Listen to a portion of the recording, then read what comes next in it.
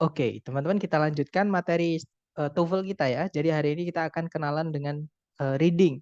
Dan ini nanti kita akan langsung merangkap 2 chapter ya, teman-teman. Jadi pertemuan ke 13, sorry, pertemuan ke-14 dan ke-15 kita gabung jadi satu hari ini.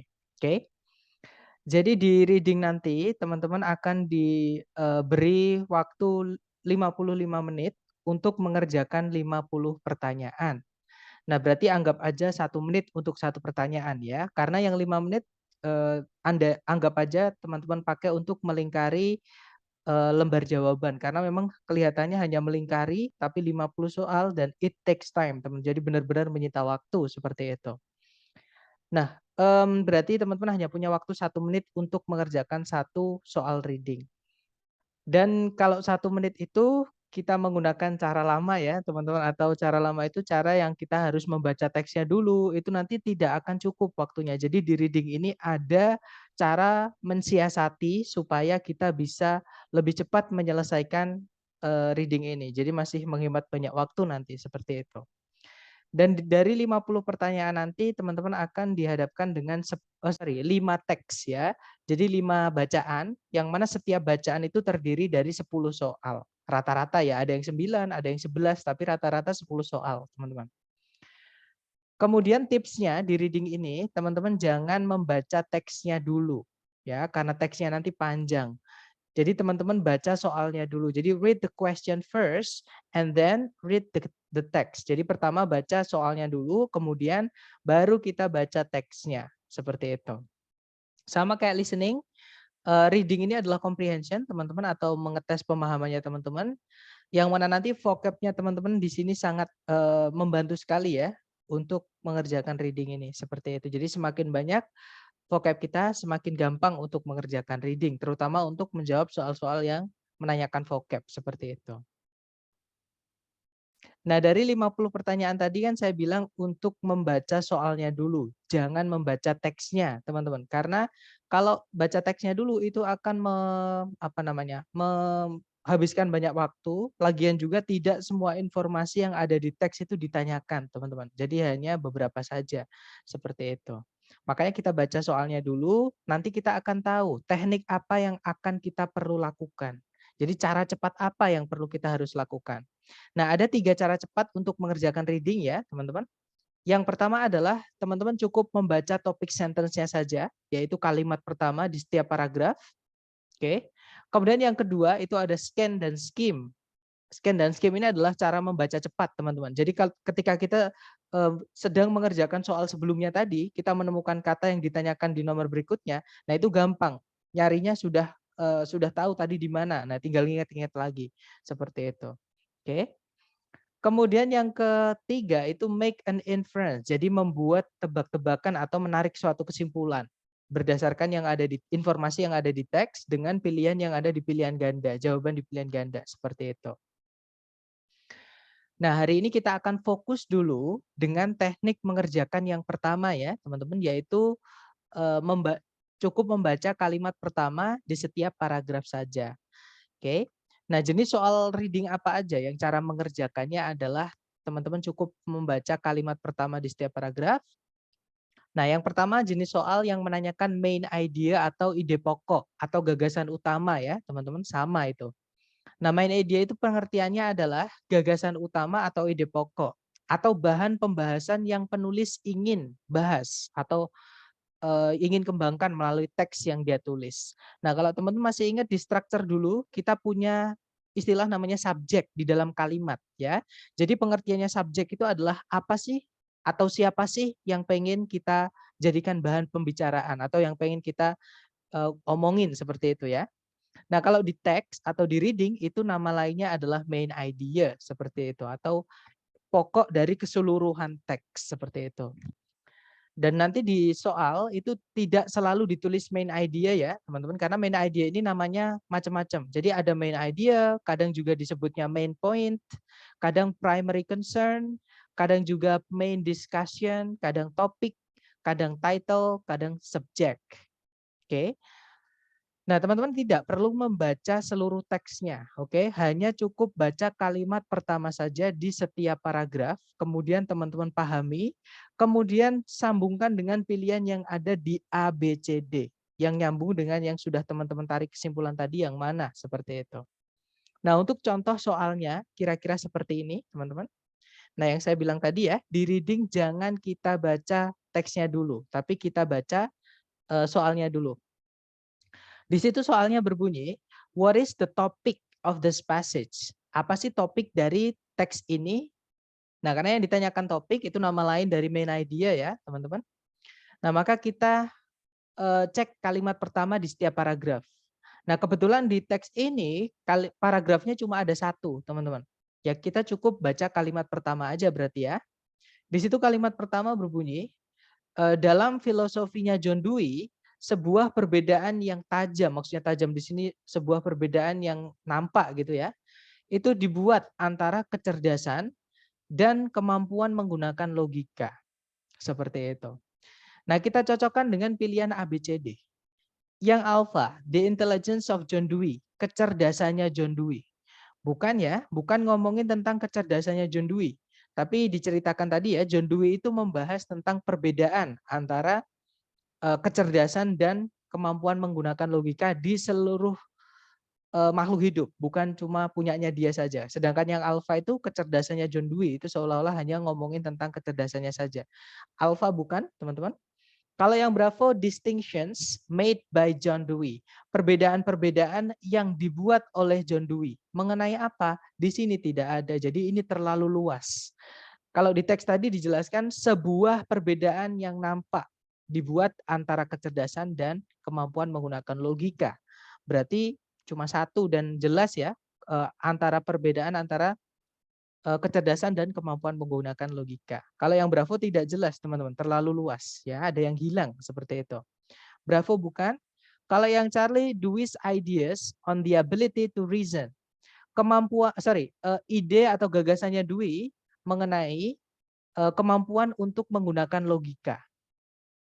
Nah, bukan cuma kemampuan menggunakan logika ya yang dibahas, tapi kecerdasan juga, teman-teman. Kalau kita pilih yang C, ada informasi yang dihilangkan juga, yaitu kecerdasan.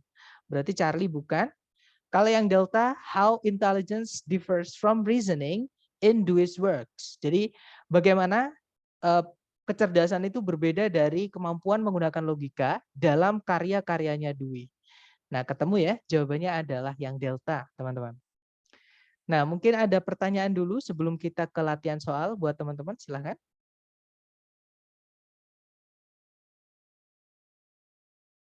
Nggak ada ya, teman-teman? Baik, kalau nggak ada seperti biasa, reading ini sama dengan ini ya, teman-teman, apa? Listening, yaitu skill yang mana perlu teman-teman latih atau diasah. Jadi dicoba dulu, jangan takut salah, nanti kita akan bahas bersama. Waktunya karena 2 soal berarti 2 menit ya, teman-teman. Oke, silahkan. 2 menit dimulai dari sekarang.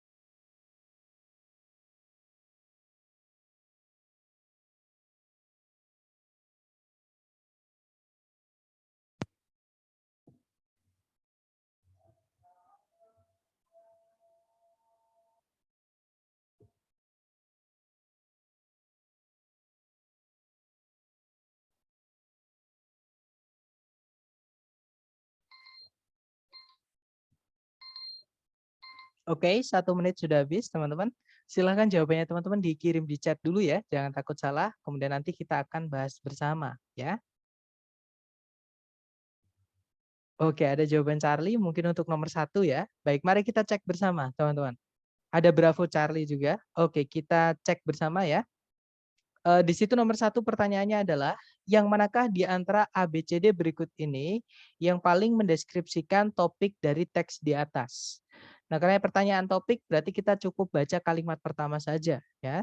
Disitulah namanya topik sentence ya, atau bisa dibilang eee, yang mau dibahas apa seperti itu. Jadi kalimat pertama berbunyi, Fort Knox yang terletak dari sini sebenarnya sudah ketemu teman-teman. Yang pengen diomongin adalah mengenai Fort Knox ya, itu satu. Yang terletak di Kentucky merupakan situs dari benteng pertahanan Amerika Serikat.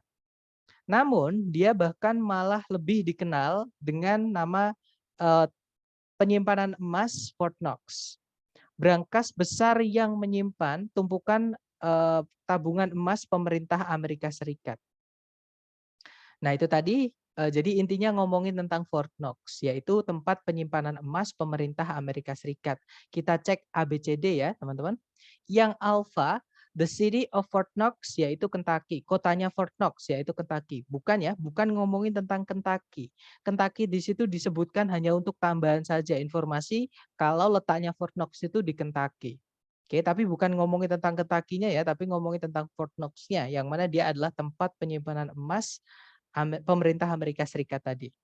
Kalau yang Bravo, Federal Gold Depository, tempat penyimpanan emas pemerintah Amerika Serikat. Nah, ketemu teman-teman. Jawabannya adalah yang Bravo. Oke. Kalau yang Charlie, the US Army Post at Fort Knox, benteng pertahanan Amerika Serikat yang terletak di Fort Knox. Bukan ya, bukan ngomongin tentang benteng pertahanan Amerika Serikat, tapi ngomongin tentang Fort Knox-nya, teman-teman. Oke, sedangkan di yang Charlie ini Fort Knox sebagai keterangan tempat, bukan yang dibahas, bukan intinya. Charlie bukan berarti. Kalau yang Delta, gold bullion itu adalah emas batangan. Nah, emas batangan itu terlalu luas ya, yang di sini yang dibahas emas batangannya siapa, terus terletak di mana, kemudian eh, intinya bukan cuma ngomongin tentang emas batangan, tapi lebih spesifik, yaitu penyimpanan emas pemerintah Amerika Serikat. Berarti fix jawabannya yang Bravo, teman-teman. Kalau yang nomor 2, yang manakah di antara berikut ini yang paling tepat menjadi judul dari teks di atas? Nah, judul itu sama main idea sama, teman-teman. Oke, yaitu secara garis besar keseluruhan teks membahas apa, seperti itu. Nah, caranya sama ya, sudah yang kita bahas tadi di kalimat pertama di paragraf ini.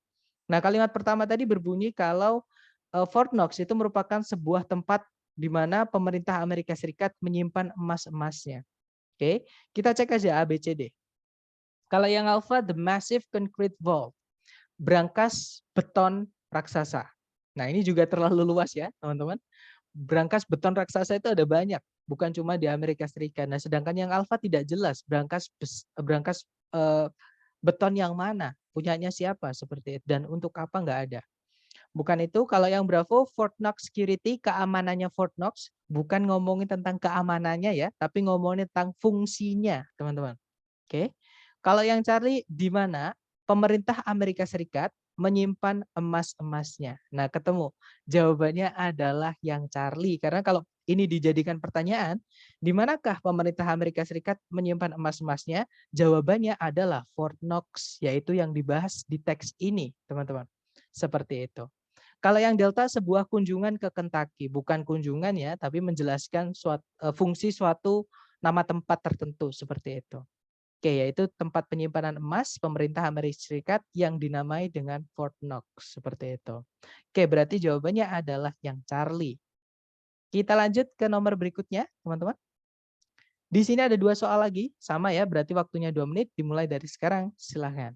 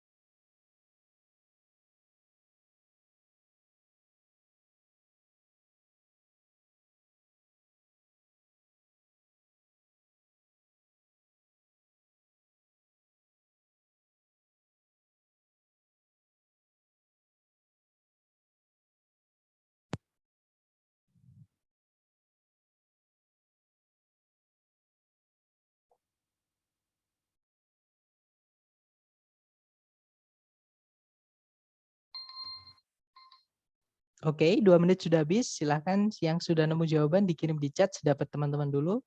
Nanti kita bahas ya. Baik, ada jawaban Bravo Alpha, Bravo Charlie. Oke, antara Bravo Alpha atau Bravo Charlie. Baik, mari kita cek bersama ya, teman-teman. Seperti biasa kita baca soalnya dulu, jangan dibaca teksnya dulu, oke? Di situ nomor 3 pertanyaannya berbunyi, yang manakah di antara ABCD berikut ini yang paling menyatakan subjek dari teks di atas? Nah, subjek itu nama lain dari main idea, oke, teman-teman? Jadi cukup kita baca kalimat pertama di setiap paragraf, oke? Nah, karena paragrafnya cuma satu ya sudah kita baca kalimat pertama saja.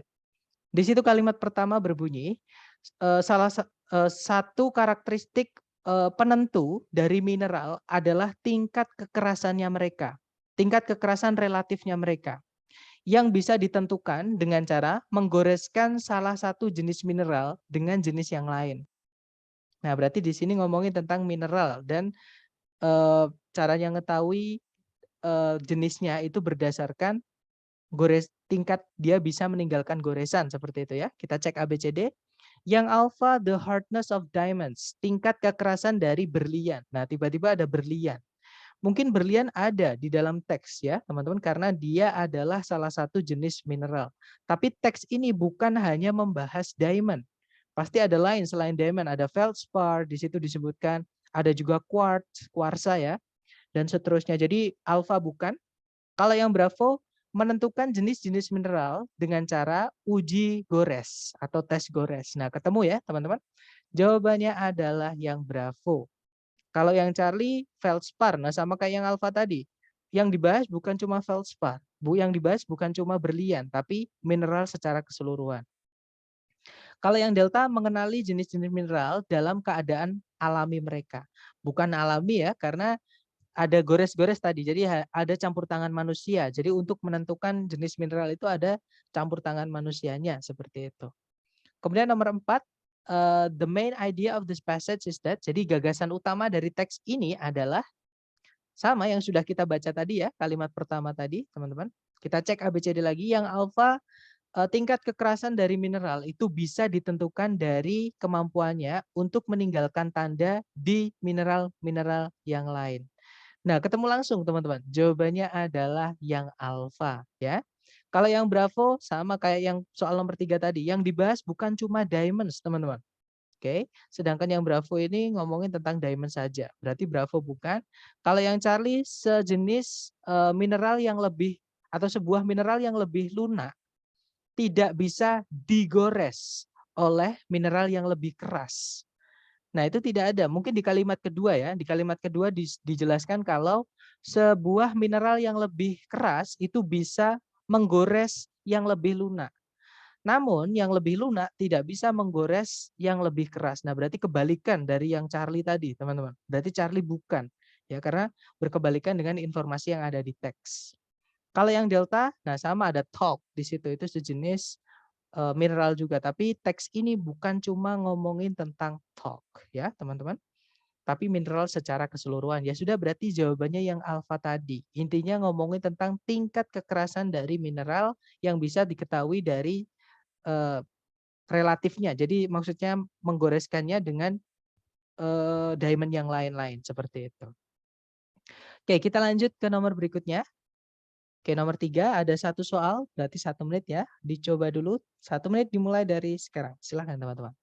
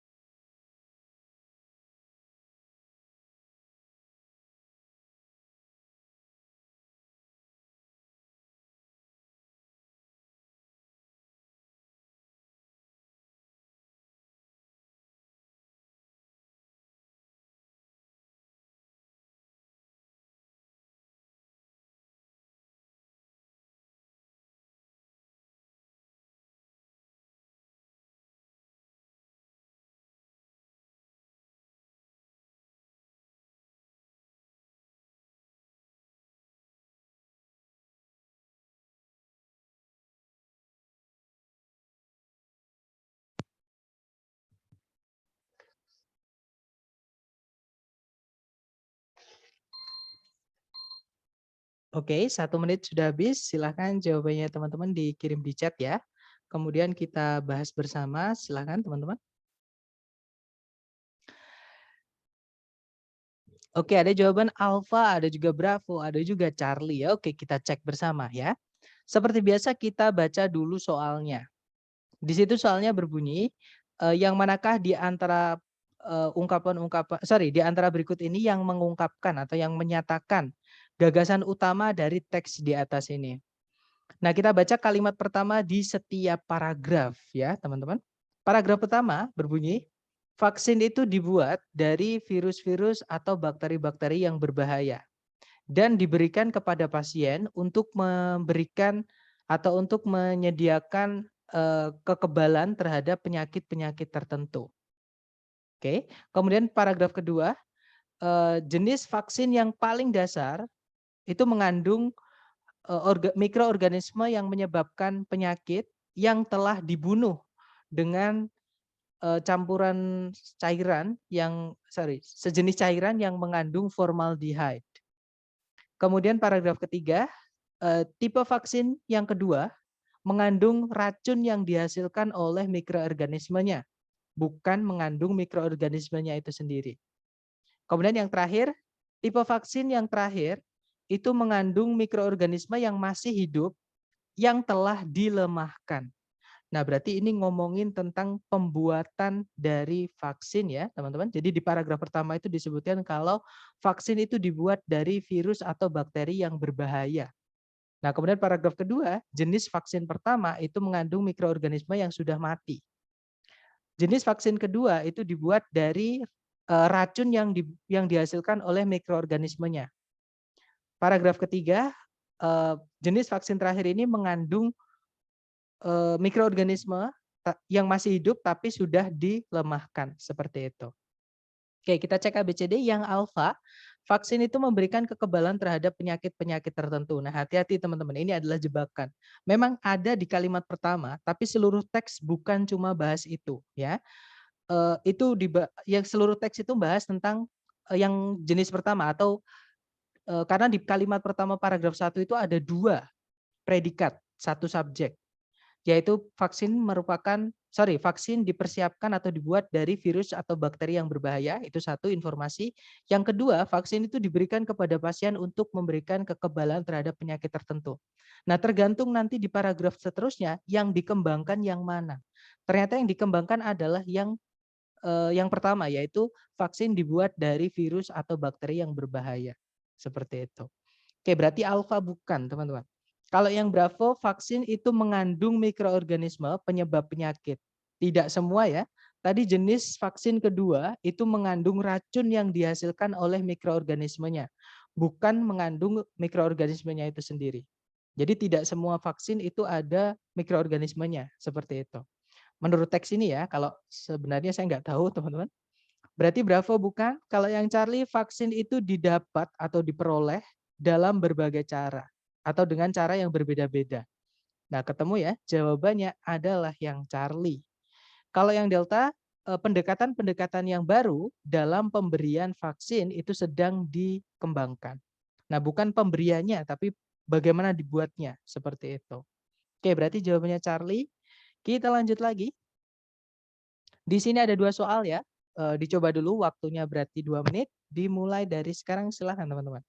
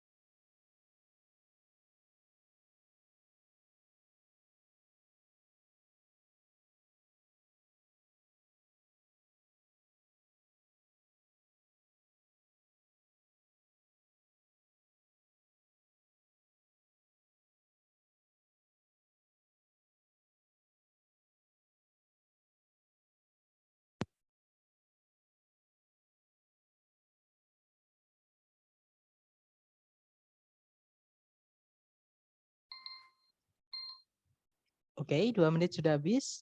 Yang sudah nemu jawaban boleh dikirim di chat sedapatnya teman-teman dulu, nanti kita bahas bersama ya. Oke, ada jawaban DA, DA. Oke, antara DA ada Bravo, Bravo juga. Oke, kita cek bersama ya. Seperti biasa kita baca soalnya dulu. Di situ nomor 7 soalnya berbunyi, topik dari teks ini bisa dideskripsikan sebagai, kita baca kalimat pertama di setiap paragraf. Oke. Kalimat pertama paragraf 1 berbunyi, sebuah hoax tidak seperti kesalahan yang murni gitu ya, merupakan sebuah rencana yang sengaja disusun untuk menyajikan suatu kebohongan seolah-olah kenyataan.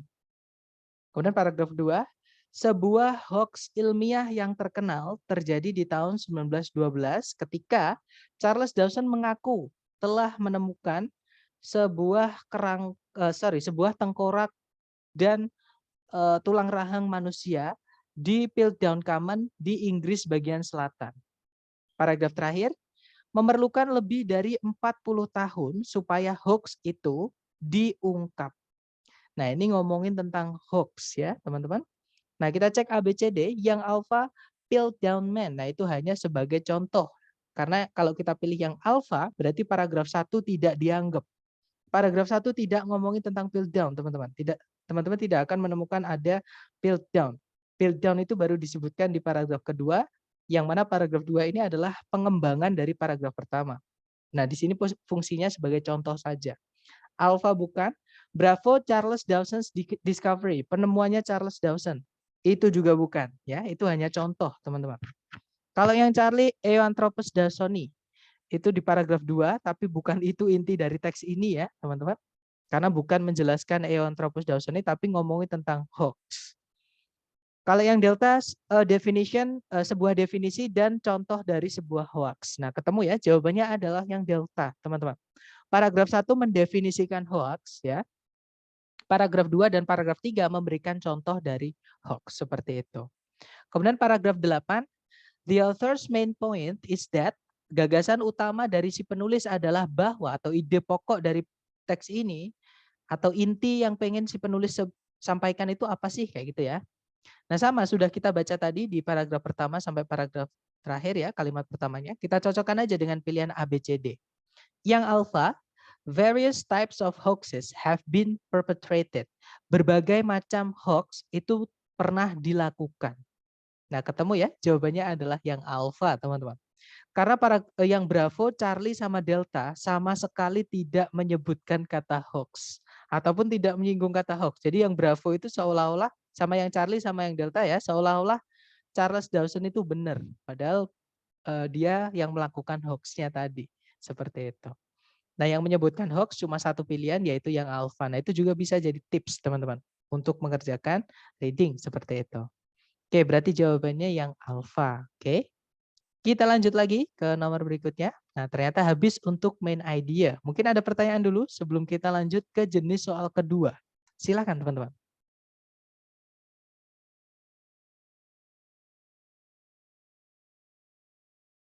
Nggak ada ya? Baik, kalau nggak ada kita lanjut jenis soal kedua yang cara mengerjakannya juga sama-sama kita cukup membaca kalimat pertama di setiap paragraf saja.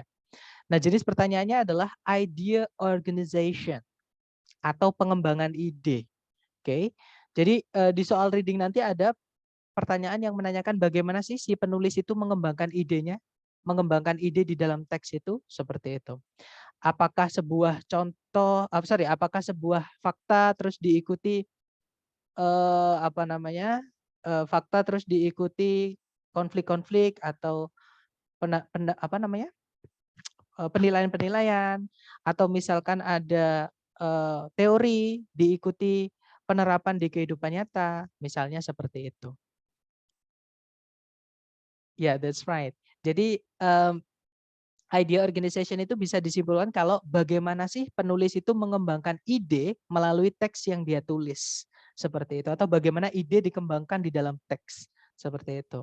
Nah, untuk mengenali pertanyaan ini, biasanya pertanyaannya langsung berbunyi, teman-teman. How bla bla bla ideas atau information organized. Kalau nggak gitu presented.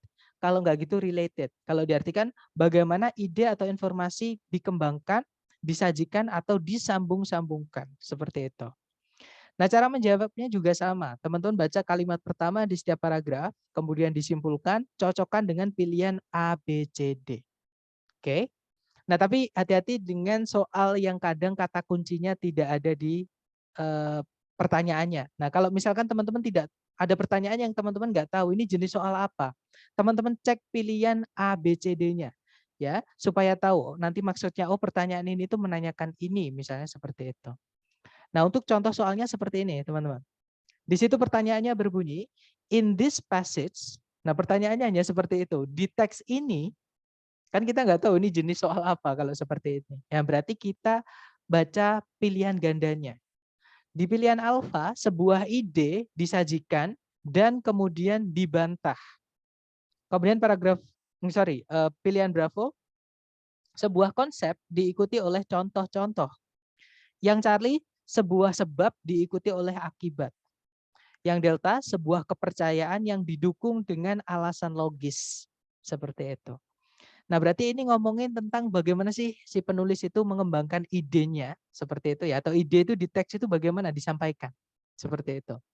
Oke, kita cek kalimat pertama di setiap paragraf. Di situ kalimat pertama paragraf 1 berbunyi, jika ditanya siapa yang menemukan permainan baseball dulu, hampir seluruh orang Amerika kemungkinan akan membahas bahwa dalam kepercayaan mereka, Abner Doubleday lah yang menemukannya atau yang melakukannya. Kemudian paragraf 2, Doubleday itu sebenarnya hanya diberikan predikat atau pengakuan gitu ya atas penemuan ini di awal abad ke-20-an. Ketika perusahaan alat-alat olahraga yang namanya adalah Spalding itu memberikan inaugurasi atau menyuruh gitu ya, memberikan perintah memberikan perintah untuk melakukan penelitian atas pertanyaan siapa yang menemukan permainan baseball. Nah, jadi Doubleday itu hanya disuruh, teman-teman, bukan dia yang menemukan. Jadi dia disuruh meneliti siapa sih yang menemukan permainan itu. Cuman orang Amerika kebanyakan mikirnya dia yang menemukan jadinya. Seperti itu. Berarti di sini penulis pengen membenarkan yang salah seperti itu ya. Kalau yang paragraf terakhir, sekarang ini hampir seluruh sejarawan olahraga itu sepakat kalau Doubleday sebenarnya tidak memiliki andil apapun dalam perkembangan permainan baseball. Nah, berarti tadi ada fakta dibantah sama si penulis sendiri, seperti itu. Oke, berarti jawabannya yang alfa tadi ya, teman-teman. Sebuah ide itu disajikan di paragraf 1 dan kemudian dibantah di paragraf 2 dan paragraf 3. Seperti itu. Sebelum ke latihan soal, mungkin ada yang mau ditanyakan dulu, silakan. Nggak ada ya? Kalau nggak ada langsung praktek, teman-teman. Dicoba dulu, jangan. Waktunya 1 menit, dimulai dari sekarang, silakan.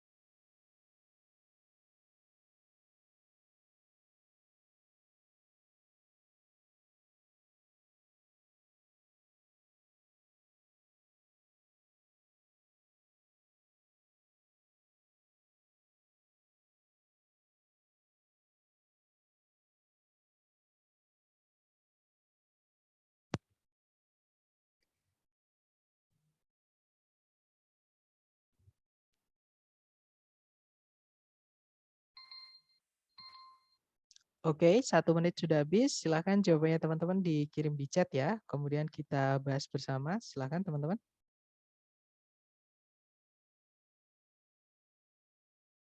Oke, ada jawaban Bravo, ada juga Charlie. Oke, kita cek bersama. Seperti biasa kita baca dulu soalnya ya, teman-teman. Di situ nomor 1 pertanyaannya adalah bagaimana informasi di dalam teks itu dikembangkan. Kita baca kalimat pertama di setiap paragraf. Kalimat pertama paragraf 1 berbunyi, konflik di dalam sebuah organisasi itu tidak selalu dipandang sebagai sesuatu yang tidak diinginkan. Paragraf 2, Menurut pandangan tradisional mengenai konflik, konflik itu berbahaya bagi sebuah organisasi. Oke. Kemudian paragraf terakhir, eh, pandangan mengenai konflik dari para interaksionis di sisi lain berpandangan atau berpendapat bahwa konflik itu bisa memberikan fungsi yang penting di dalam sebuah organisasi dengan cara mengurangi tingkat zona nyaman atau rasa nyaman di antara para pekerjanya dan menimbulkan perubahan-perubahan positif supaya terjadi. Seperti itu. Oke, kita cek ABCD. Nah, tadi di kalimat pertama di setiap paragraf ada kata yang diulang-ulang, teman-teman. Yaitu kata view. Artinya kalau di kalimat pertama itu kata kerja ya, artinya dipandang. Jadi menurut penulis ini, penulisnya netral. Konflik di dalam organisasi itu tidak selalu dipandang sebagai sesuatu yang tidak diinginkan. Jadi dia tidak berpihak kepada salah satu. Nah, baru di paragraf 2 dijelaskan pandangan tradisional mengenai konflik. Nah, berarti ngomongin tentang itu ya. Jadi pandangan tradisional mengenai konflik itu, konflik berbahaya bagi organisasi. Nah, kemudian paragraf terakhir itu berbeda. Jadi pandangan mengenai konflik dari para interaksionis di sisi lain berpandangan kalau konflik itu bisa bermanfaat, bisa memberikan fungsi yang penting di dalam sebuah organisasi seperti itu. Oke, kita cek ABCD. Yang alpha, the origin of ideas about conflict is presented. Asal muasal dari gagasan mengenai konflik itu disajikan.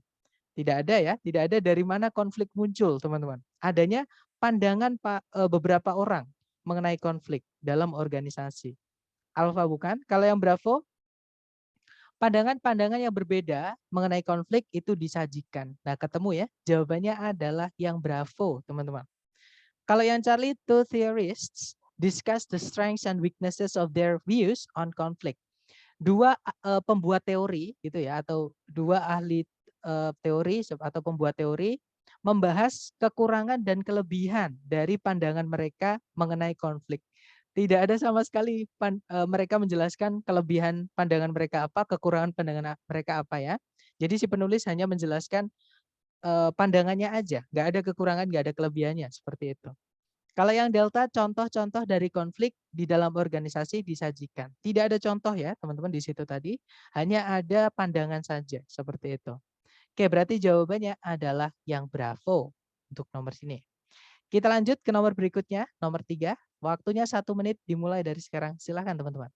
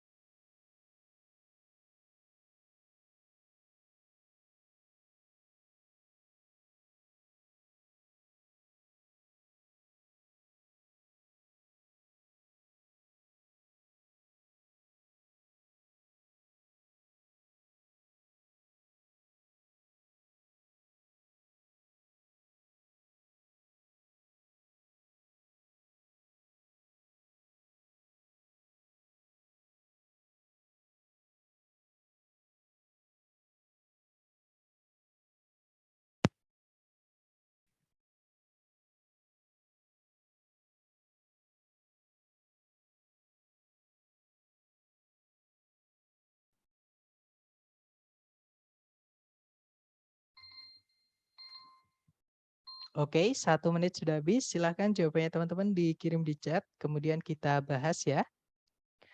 Baik, ada jawaban Bravo, Bravo, ada juga oke, semuanya menjawab Bravo. Kita cek bersama, teman-teman. Ada juga Charlie ya. Oke, kita cek bersama. Di situ nomor 3 pertanyaannya, jenis informasi apa yang dimasukkan atau yang disebutkan di dalam paragraf pertama. Nah, kalau ada pertanyaan yang menyebutkan paragraf tertentu seperti ini, ya sudah teman-teman cukup baca paragraf itunya yang ditanyakan itu ya. Jangan semua paragraf. Oke. Jadi di situ ditanyakan informasi yang ada di paragraf pertama. Berarti cukup atau topik dari paragraf pertama saja, bukan topik dari seluruh teks. Oke.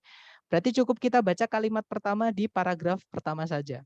Di situ paragraf pertama kalimat pertama paragraf pertama berbunyi IQ atau tingkat kecerdasan didefinisikan sebagai rasio dari umur mental seseorang dengan umur kronologikalnya. Dengan rasionya dikali dengan 100 untuk menghilangkan koma-komanya, seperti itu. Nah, di situ tadi ada kata didefinisikan sebagai. Jelas sekali ya. Berarti paragraf pertama ini ngomongin tentang definisi dari IQ. Seperti itu. Berarti nomor 3 jawabannya adalah yang bravo, teman-teman. A definition. Seperti itu. Oke. Kita lanjut lagi ke nomor berikutnya. Dicoba dulu waktunya 1 menit dimulai dari sekarang, silakan.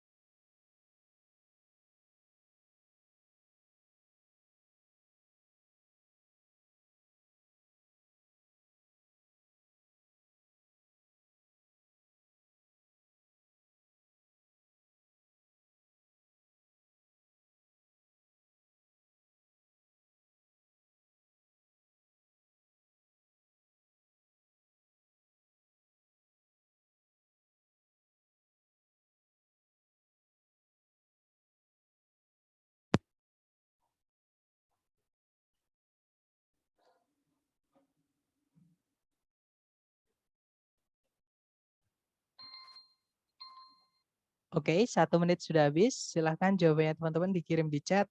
Kemudian kita bahas bersama ya, silahkan.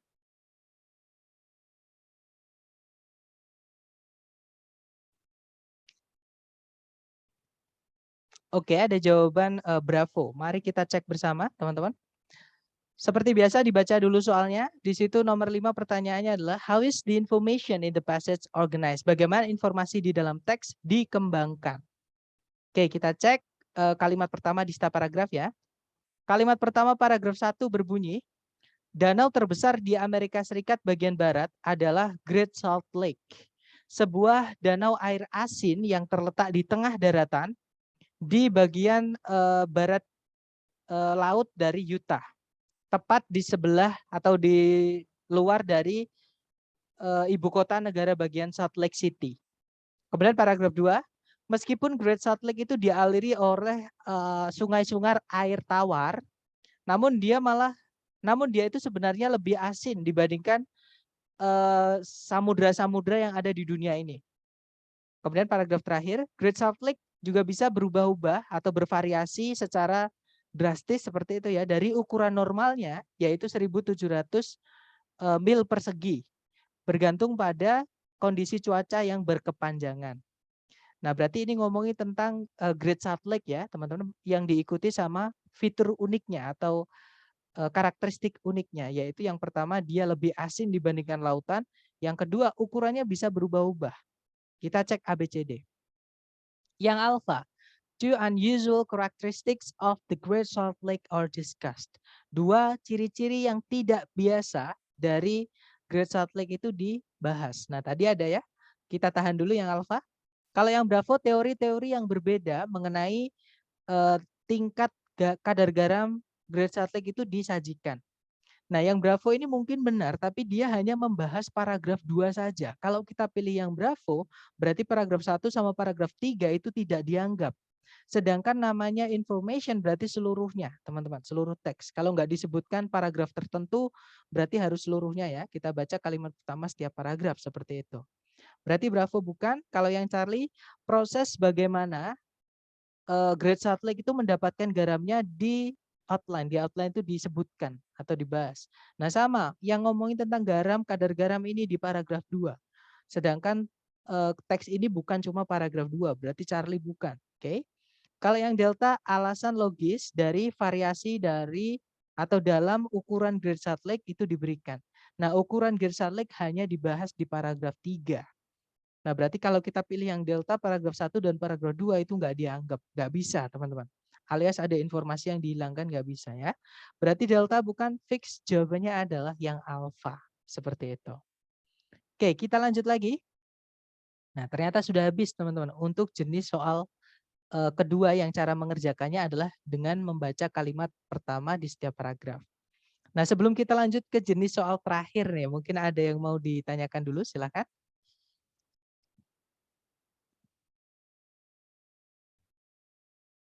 Nggak ada ya?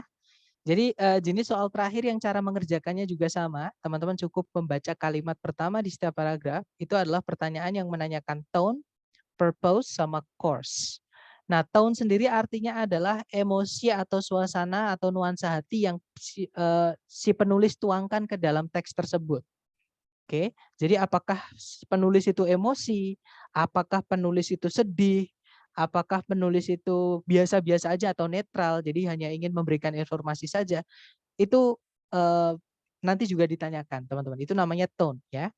Kemudian purpose, purpose itu adalah maksud dari penulis menulis teks tersebut atau tujuannya. Jadi untuk apa? Biar si pembaca nanti ngapain, seperti itu. Kalau yang course itu adalah bidang keilmuan apa yang membahas teks tersebut. Jadi misalnya teks itu dimasukkan ke kelas, kira-kira kelas apa? Seperti itu. Nah, cara menjawabnya, untuk mengenali teks ini gampang teman-teman. Di soal nanti pasti disebutkan. Kalau menanyakan tone ya di dalamnya ada kata tone-nya. Jadi what is the tone? Apa sih tone dari teks ini? Misalnya seperti itu. Kalau menanyakan course, bidang keilmuan ya in what course? Di mata kuliah apa? Seperti itu. Atau kalau menanyakan tujuan penulis ya nanti ditulis juga the author's purpose. Jadi tujuan penulis menulis teks ini adalah untuk seperti itu. Cara menjawabnya juga sama ya. Untuk tone teman-teman cari di dalam kalimat pertama di setiap paragraf ada nggak penulis menyebutkan emosinya dia. Entah marah, entah sedih, entah khawatir dan sebagainya. Kalau nggak ada berarti si penulis netral teman-teman. Hanya ingin memberikan informasi saja. Hanya ingin mengedukasi pembacanya saja seperti itu. Kemudian purpose. Nah, purpose itu sama ya, baca kalimat pertama di setiap paragraf. Teman-teman nanti pahami, kemudian hubungkan dengan pilihan A, B, C, D. Seperti itu. Kalau yang course, bidang keilmuan apa? Sama, teman-teman cukup baca kalimat pertama di setiap paragraf. Nanti teman-teman akan dapat vocab-vocab yang dipakai itu kira-kira vocabnya dipakai di kelas yang mana di antara A, B, C, D. Apakah geografi? Berarti istilah-istilah geografi disebutkan di kalimat pertama di setiap paragraf. Apakah fisika? Dan seterusnya, seperti itu. Atau contoh soalnya seperti ini, teman-teman. Caranya sama ya, kita baca soalnya dulu. Di situ nomor 1, pertanyaannya adalah tujuan dari teks ini adalah untuk, nah tujuan dari teks ini berarti kita baca kalimat pertama di setiap paragraf. Nah kebetulan paragrafnya cuma 1, berarti kita baca kalimat pertama saja ya. Kalimat pertama berbunyi, In Cold Blood yang ditulis oleh Truman Capote di tahun 1966 merupakan sebuah contoh yang terkenal dari novel non-fiksi.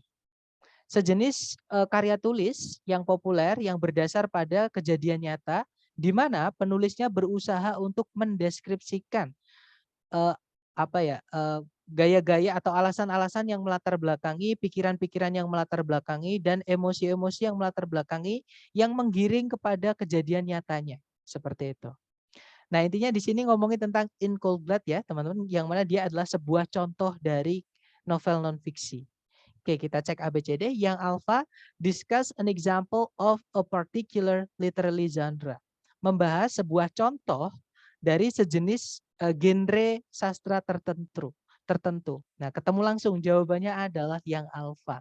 Ya, kalau yang Bravo, tell the story of In Cold Blood, menceritakan cerita dari In Cold Blood. Nah, ketika kita baca kalimat pertama tadi, sama sekali kita tidak tahu cerita dari In Cold Blood apa. Berarti bukan itu, teman-teman. Kalau misalkan tujuan teks ini adalah untuk yang Bravo, pasti ketika kita membaca kalimat pertama kita langsung tahu ceritanya seperti itu. Berarti Bravo bukan. Kalau yang Charlie menjelaskan alasan-alasan Truman Capote dalam penulisan In Cold Blood.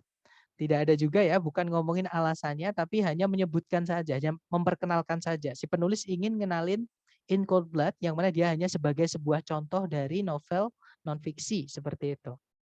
Charlie bukan, kalau yang Delta mendeskripsikan bagaimana Truman Capote itu melakukan penelitian novel atau meneliti novel non-fiksinya itu. Bukan juga, karena di sini hanya mengenalkan saja ya teman-teman. Berarti fix jawaban nomor 1 adalah yang alfa, yaitu membahas contoh dari genre sastra tertentu seperti itu. Kemudian nomor 2, yang manakah di antara berikut ini yang paling mendeskripsikan tone atau suasana hati penulis di dalam teks? Nah, tadi ketika kita baca kalimat pertama, tidak ada sama sekali informasi yang subjektif. Maksudnya tidak ada opini dari si penulis, teman-teman. Jadi penulis hanya ingin menyajikan pengetahuan saja.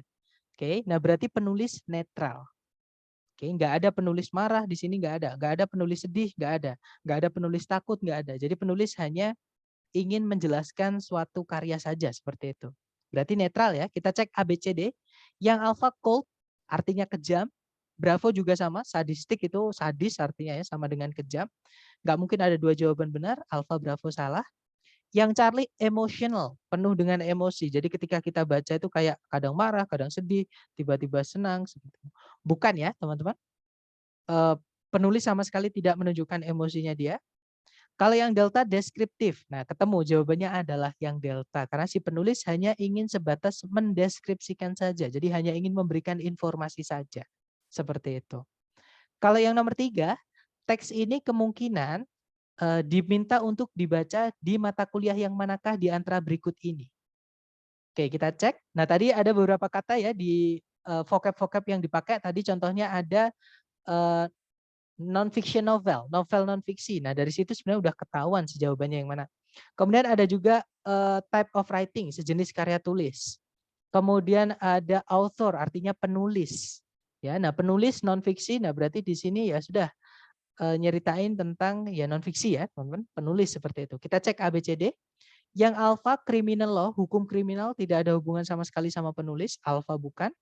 Yang bravo sejarah Amerika, nah tidak ada hubungan sama novel. Nggak ada hubungan sama karya tulis seperti itu ya. Kalau yang Charlie novel Amerika modern, nah ketemu teman-teman. Jawabannya adalah yang Charlie ya. Nah dari contoh tadi mungkin ada yang mau ditanyakan dulu dari teman-teman, silahkan. Nggak ada ya? Kalau nggak ada silahkan dicoba dulu. Di sini ada 3 soal seperti biasa. Berarti waktunya 3 menit dimulai dari sekarang. Silahkan teman-teman.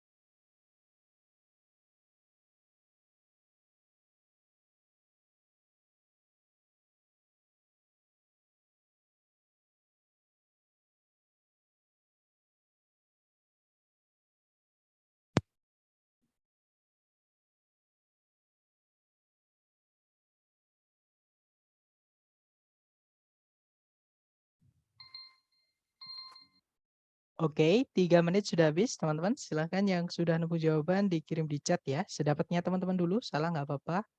Silahkan. Oke, ada satu jawaban yaitu Alpha Charlie Alpha. Ada juga Bravo Delta Bravo. Ada juga Delta Delta Alpha. Oke, mari kita cek bersama ya, teman-teman. Kita baca soal nomor 4. Di situ soalnya berbunyi, yang manakah di antara berikut ini yang paling mendeskripsikan dari tujuan penulis dalam penulisan teks ini? Nah, kita baca kalimat pertama di setiap paragraf, oke? Paragraf pertama berbunyi, hingga saat ini pengakuan-pengakuan yang didapat dari terduga atau terdakwa gitu ya, dalam keadaan yang dihipnotis itu belum diakui atau belum mendapatkan pengakuan sebagai barang bukti oleh pengadilan-pengadilan di Amerika Serikat. Kemudian paragraf kedua, sebuah kasus sengketa lahan yang membawa-bawa pengakuan yang didapat dari hipnotis dibawa langsung ke pengadilan tinggi. Nah, oke, kita cek. Berarti ngomongin tentang status hukum dari pengakuan yang didapat dari hipnotis ya, teman-teman. Jadi status hukum, jadi ranahnya di sini dihukum seperti itu. Yang alfa, untuk menjelaskan detail dari kasus tertentu, kasus pengadilan tertentu. Bukan ya, bukan kasus, tapi status suatu benda, suatu apa ya?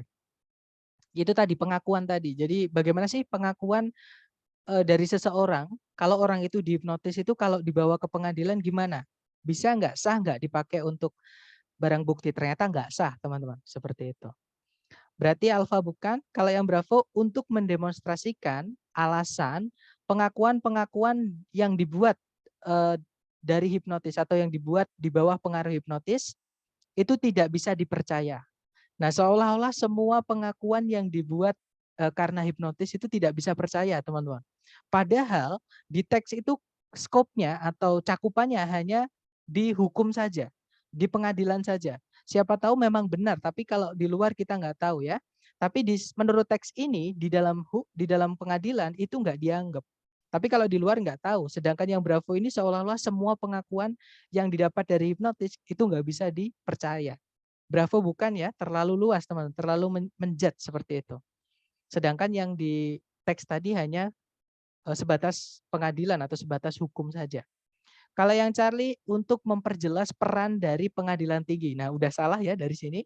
Bukan memperjelas peran dari pengadilan tinggi, tapi memperjelas peran dari pengakuannya. Pengakuan yang dibuat dari hipnotis tadi. Bisa nggak dipakai sebagai barang bukti? Ternyata nggak bisa, seperti itu.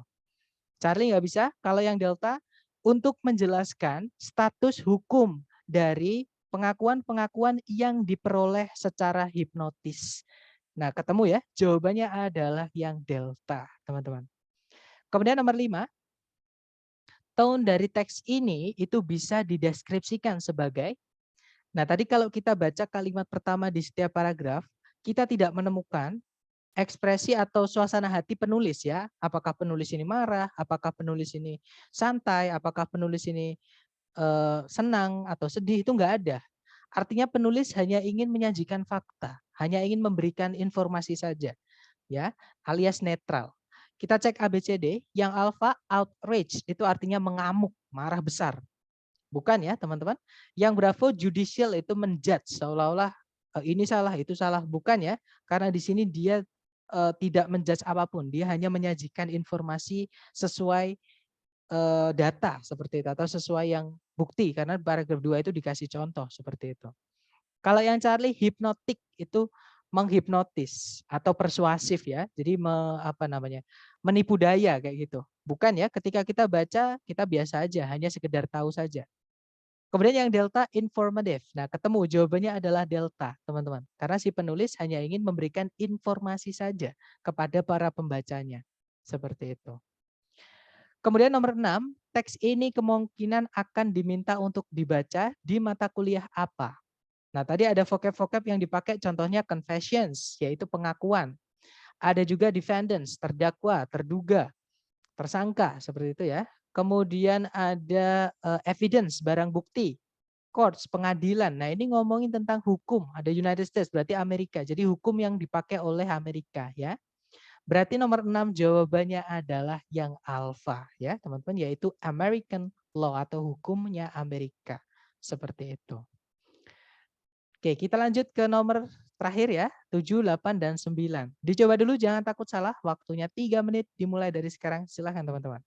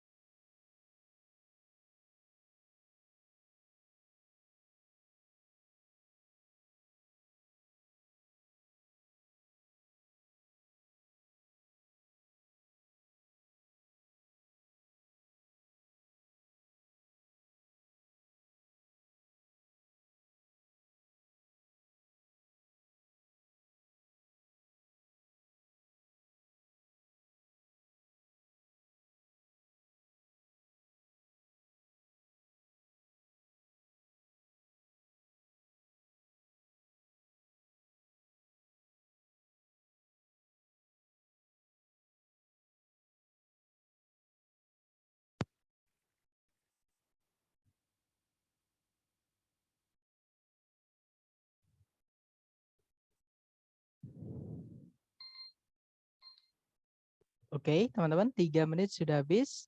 Silahkan dikirim jawabannya sedapatnya teman-teman dulu. Kemudian nanti kita bahas dulu ya. Oke, ada CAB, ada juga BBB, ada BAB. Oke, kita cek bersama ya.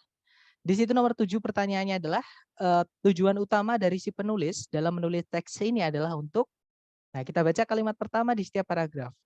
Kalimat pertama paragraf 1 berbunyi, tingkat di mana penggundulan hutan di dunia ini sedang terjadi itu sangat mengkhawatirkan. Nah, ini yang saya maksud, penulis menulis emosinya itu seperti ini, teman-teman. Jadi di sini penulis kalau dia bilang mengkhawatirkan berarti dia khawatir, teman-teman. Oke. Kemudian paragraf kedua, sebagian besar dari penggundulan hutan sedang terjadi di hutan-hutan tropis di negara-negara berkembang. Yang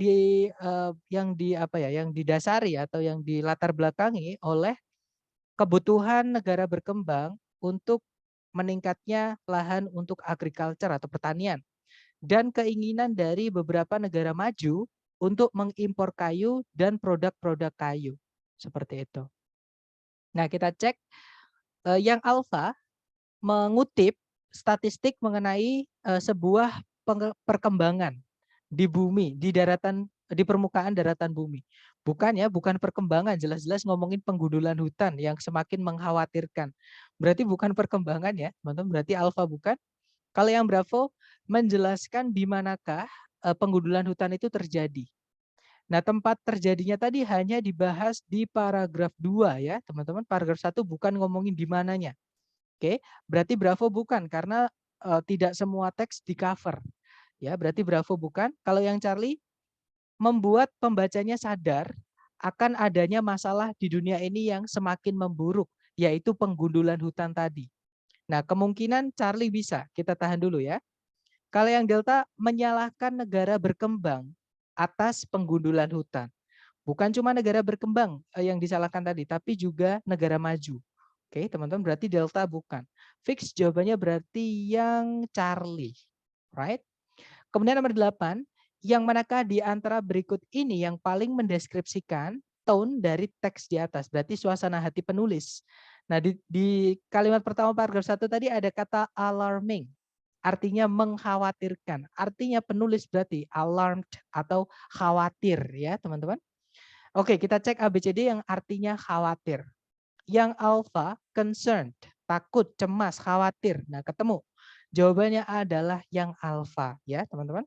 Kalau yang Bravo disinterested itu tidak tertarik, tapi dibahas kan nggak nyambung teman-teman. Berarti Bravo bukan. Kalau yang Charlie placid itu artinya datar atau biasa-biasa aja. Bukan ya. Kalau biasa-biasa aja dia tidak menyebutkan kata alarming, sedangkan di teks dia menyebutkan alarming seperti itu. Kemudian yang delta exaggerated itu artinya dilebih-lebihkan atau alay seperti itu ya. Bukan karena si penulis menyajikan data juga, ada persen, ada tahun, jadi ada fakta seperti itu, bukan dilebih-lebihkan, ada buktinya seperti itu. Oke, berarti jawabannya yang alpha tadi yaitu yang concerned, yang khawatir, cemas seperti itu. Kemudian nomor 9, teks ini kemungkinan akan diminta untuk dibaca di mata kuliah yang manakah di antara berikut ini.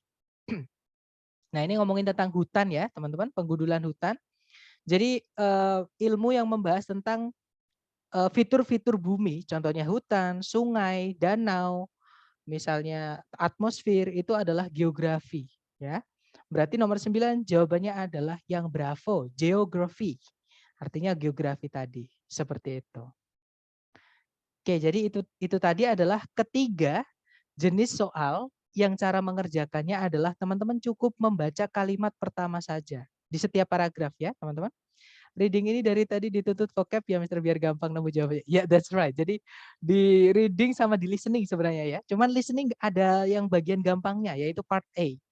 Karena vocab yang dipakai sehari-hari. Tapi di reading ini teman-teman murni akademik semuanya. Jadi bacaannya pasti kalau nggak dari artikel, dari jurnal, ya dari seminar-seminar seperti itu. Oke. Seminar ilmiah ya, seminar tentang sains seperti itu. Kemudian tadi nomor 7 jawabannya apa ya, Sir? Tadi saya oke, nomor 7 tadi jawabannya yang Charlie, Mas. Seperti itu. Atau nanti boleh di ini ya, dicek dari rekaman dan memang saya sarankan misalnya teman-teman nanti bisa nih malam datang lagi silahkan. Semakin sering teman-teman latihan, melatih skillnya, semakin nanti jadi insting yang selalu saya bilang ke teman-teman. Seperti itu. Dan saya berani bisa bilang gini karena saya merasakan sendiri teman-teman. Dan saya harap dinikmati ya, jangan ada pikiran sulit, jangan ada pikiran apa namanya susah kayak gitu. Pokoknya buat seneng aja, dinikmati aja seperti itu. Nanti kalau bingung ya tinggal buka kamus atau tanya saya juga bisa seperti itu. Gimana? Mungkin ada pertanyaan lagi? Silakan. Nggak ada ya? Nah, kalau nggak ada, saya tutup. Thank you so much for having. Maaf Kak, OOT rekomendasi buku TOEFL. Untuk rekomendasi buku TOEFL saya ada, teman-teman. Lumayan bagus buatan Genta. Dia kumpulan soal dan ada pembahasannya seperti itu. Nanti saya kirim ya, kalau teman-teman mau rekomendasi buku silahkan japri saya. Nanti akan saya kirim untuk saya belinya di Shopee kemarin, dikasih kaset juga seperti itu. Baik, gimana? Mungkin ada pertanyaan lagi? Jadi untuk buku untuk itu teman-teman atau kumpulan soal-soal teman-teman bisa japri saya. Nanti saya kirimin linknya untuk mendownload koleksi soal-soal punya TOEFL punya saya ya. Tapi ya tetap itu dari internet yang saya kumpulkan seperti itu. Gimana? Nggak ada ya? Nggak ada lagi? Baik, kalau nggak ada lagi saya tutup. Thank you so much for having me today guys. I'll see you again next time. The last I say, Assalamualaikum warahmatullahi wabarakatuh. Waalaikumsalam. Thank you. you. Oke, see you guys. Kalau ada pertanyaan ke Japri ya, teman-teman.